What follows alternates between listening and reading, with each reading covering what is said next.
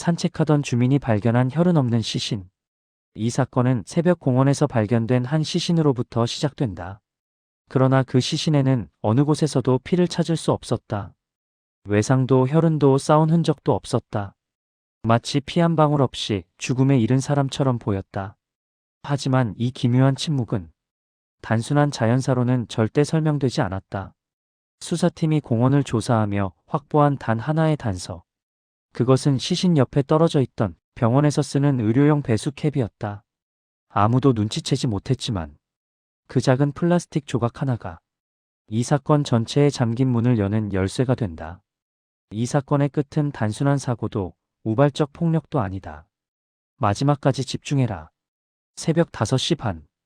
근처에 사는 주민 한 명이 조깅 중 갑자기 비명을 질렀다.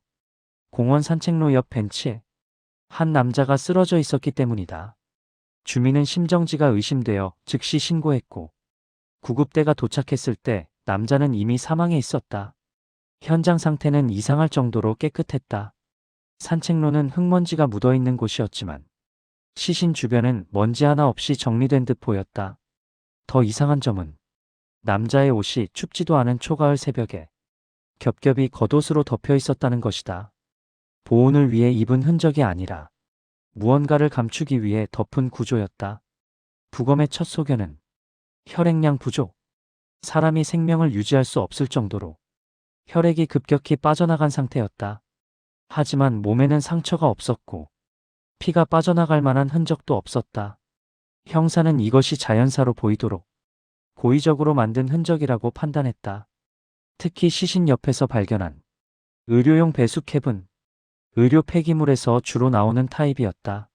이를 통해 형사는 피해자가 생전에 의료시설과 접촉했거나 범인이 의료 관련 직업군일 가능성에 주목했다.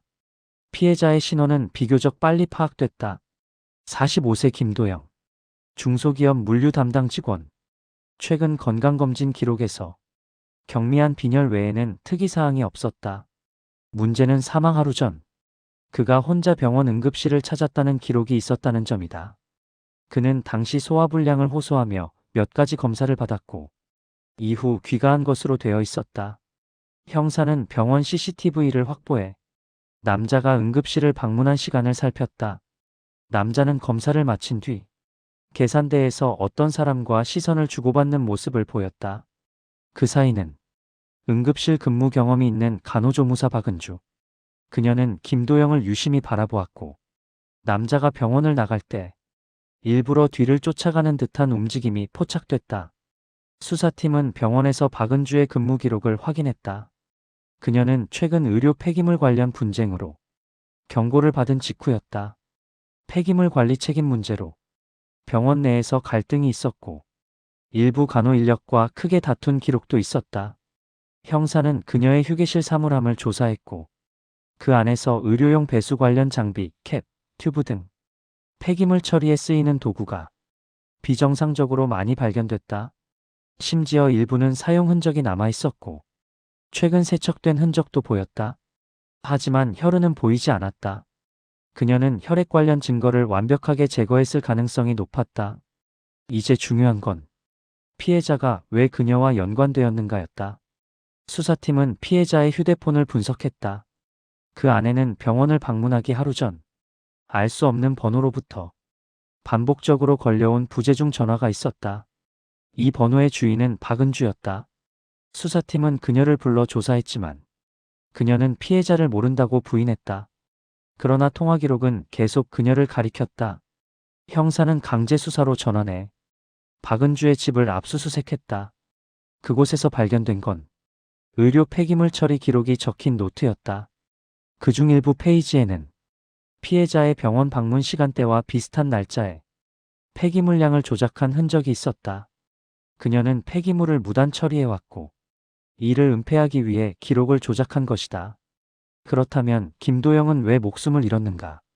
수사팀은 병원 장비 로그를 다시 살폈다. 그리고 충격적인 사실을 발견했다. 피해자가 받은 검사 중 하나가 불법 폐기물 배출 라인과 연결되는 장비였다. 정상적으로 사용된 장비라면 폐기물이 모두 통제된 경로로 가야 하지만 그 시각 장비의 배출 로그는 비정상적이었다. 피가 외부로 유출되었다는 뜻이었다. 즉 김도영은 의료 장비의 배출 기능을 조작당했고 검사 과정에서 혈액의 상당 부분이 장비를 통해 빠져나간 채 폐기물 라인으로 흘러들어간 것이다. 박은주는 이를 알고 있었다. 혹은 직접 유도했다. 형사는 왜 그가 희생됐는지 살폈다. 단순한 실수인가 아니면 의도적 살인인가. 수사팀은 더 깊이 파헤쳤다. 박은주의 계좌에서 최근 급증한 현금 인출 내역이 발견됐다. 또한 병원 외부 폐기물 업체와의 거래 내역에서 익명 송금이 확인됐다. 그녀는 오랫동안 폐기물 불법 처리로 이득을 얻고 있었다. 하지만 그 범행이 들키기 시작한 순간 가장 먼저 위험해지는 사람이 있었다. 바로 문제의 검사 장비를 사용한 환자 김도영이었다. 그는 검사 중 이상한 느낌이 든다고 말한 적이 있었고 그 내용은 시스템 로그에 짧게 남아 있었다.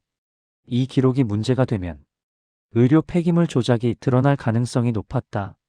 박은주는 자신이 저지른 불법 처리를 그가 알게 될 것을 두려워했다.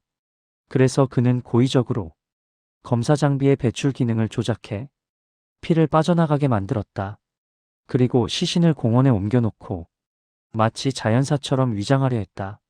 그러나 그녀는 치명적인 실수를 했다.